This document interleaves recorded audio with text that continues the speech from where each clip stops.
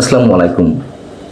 প্রিয় দর্শক, চারিদিকে নানান ধরনের গুঞ্জন এবং সমর্থিত অসমর্থিত বিভিন্ন সূত্র থেকে যেই তথ্যগুলো পাওয়া যাচ্ছে, তাতে করে নিশ্চিতভাবে গভীর এক সংকটের দিকে বাংলাদেশ যাচ্ছে, এ কথা অনেকেই জানেন। এবং নতুন করে যে জিনিসটা শোনা যাচ্ছে যে রাষ্ট্রপতি শাহাবুদ্দিন চুপ্পুকে বাদ দিয়ে সেখানে বিএনপি চেয়ারপারসন খালেদা জিয়াকে রাষ্ট্রপতি হিসেবে বসানো হতে পারে।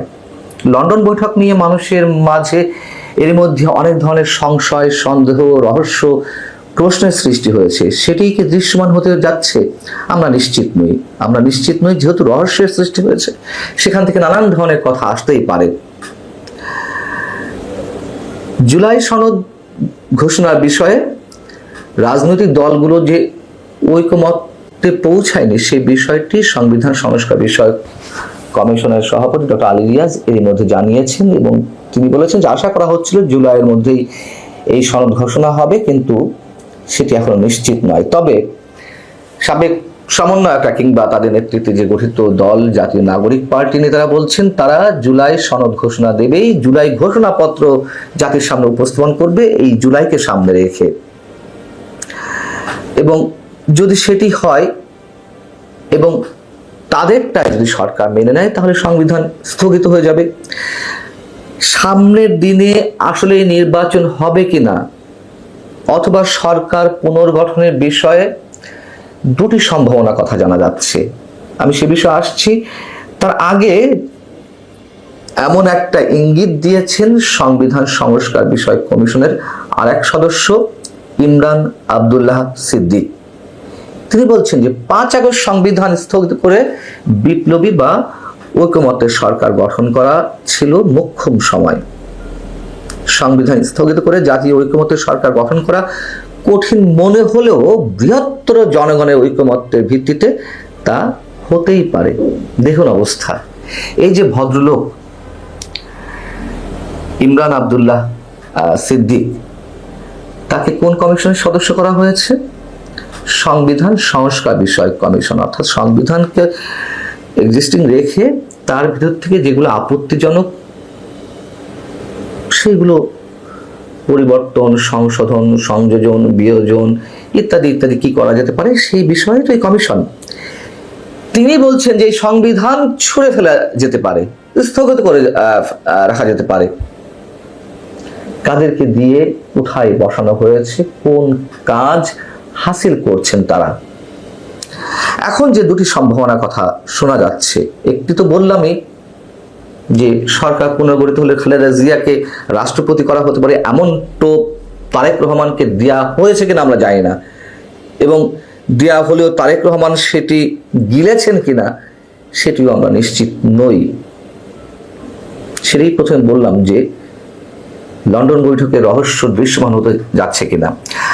আরেকটি যে সম্ভাবনার কথা শোনা যাচ্ছে যে সংবিধান স্থগিত করে বর্তমান প্রধান উপদেষ্টা ডক্টর মোহাম্মদ ইউনূসকে রাষ্ট্রপতি করা হতে পারে। প্রধান উপদেষ্টা কে হবেন?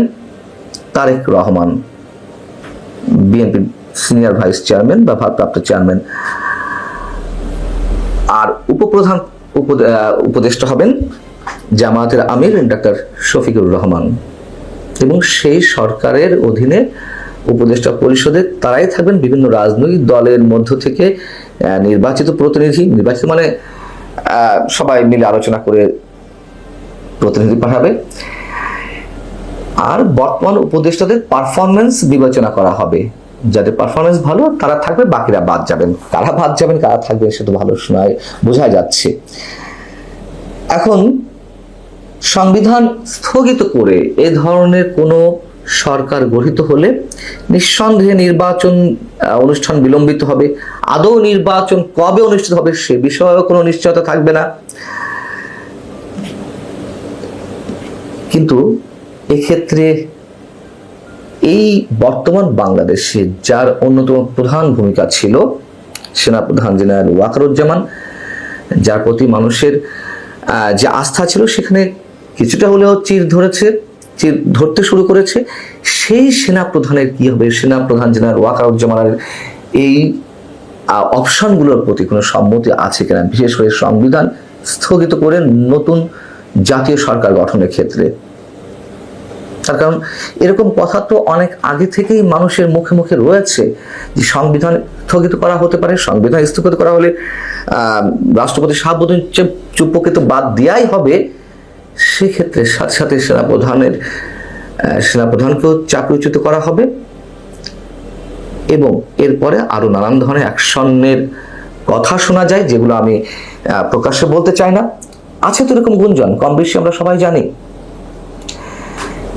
সেক্ষেত্রে সব ডিজাইনগুলো সেনাপ্রধান ঠিক ভালোভাবে বুঝতে পারছেন কিনা, তার কর্তব্যটা কি, দেশের সব মানুষের দায়িত্ব তিনি নিজের কাঁধে তুলে নিয়েছিলেন, সেই জায়গা থেকে তার ভূমিকা কি হবে তিনি নিজেই ভালো জানেন। তো গত 1 বছরে প্রায় 11 মাস তো হয়ে গেল, শেখ হাসিনা সরকারের পতনের পর কি হয়েছে? শেখ হাসিনা সরকারের পতনের পর মিনিমাম কোনো পরিবর্তন কি এসেছে? নতুন যে রাজনৈতিক বন্দোবস্তের কথা বলা হয়েছিল, স্বপ্ন দেখানো হয়েছিল, তার বদলে কোথায় কি পরিবর্তন হয়েছে?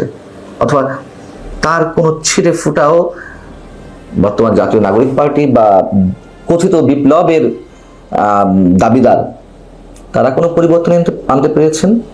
ডক্টর মোহাম্মদ ইউনূস কিছু করতে পেরেছেন? ঘুষ, দুর্নীতি, আমলাতন্ত্রের কোনো অবসান হয়েছে? বিনিয়োগের কোনো পজিটিভ সাইন আমাদের সামনে উপস্থিত হয়েছে? অর্থনীতির চাকা যে খুব ভালোভাবে ঘুরছে বা ঘোরা শুরু করেছে, তার কোনো দৃষ্টান্ত স্থাপিত হয়েছে? কিছুই তো না। বরং তার বদলে এই যে কথাগুলো বললাম, সব জায়গাগুলোর ক্ষেত্রে নেগেটিভিটি আরো বেশি করে আমাদের সামনে উপস্থিত হয়েছে। বেকারত্ব, বৈষম্য, দারিদ্র আরো প্রকট আকারে জেঁকে বসেছে জাতির কাঁধে। সেই জায়গা থেকে নির্বাচন নিয়ে একটা টালবাহানা, অনিশ্চয়তা শুরু থেকেই লক্ষ্য করতে পারছি।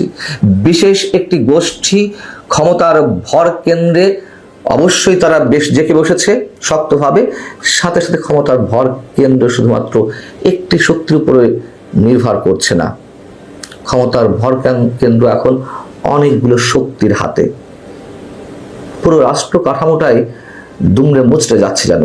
সেই অবস্থায় নির্বাচনকে অনিশ্চয়তার মধ্যে ঠেলে দিয়ে যদি কিনা নতুন করে যে সম্ভাবনা কথাগুলো শোনা যাচ্ছে, তাতে আসলে দেশ আরো গভীর সংকটের দিকে যাবে কিনা অন্তত তারেক রহমানকে এটুকু ভাবতে হবে।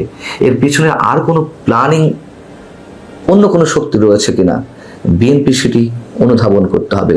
শুধু পদ দিয়ে, সম্মান দিয়ে, নতুন কোনো ফরম্যাটের মাধ্যমে সরকারের আকার, বিস্তৃতি, আয়তন গঠন করা হলে সেক্ষেত্রে বিএনপির রাজনীতিও বা কোথায় যাবে, অবশ্যই সেটা বিএনপি নেতারা ভালো করে বুঝবেন।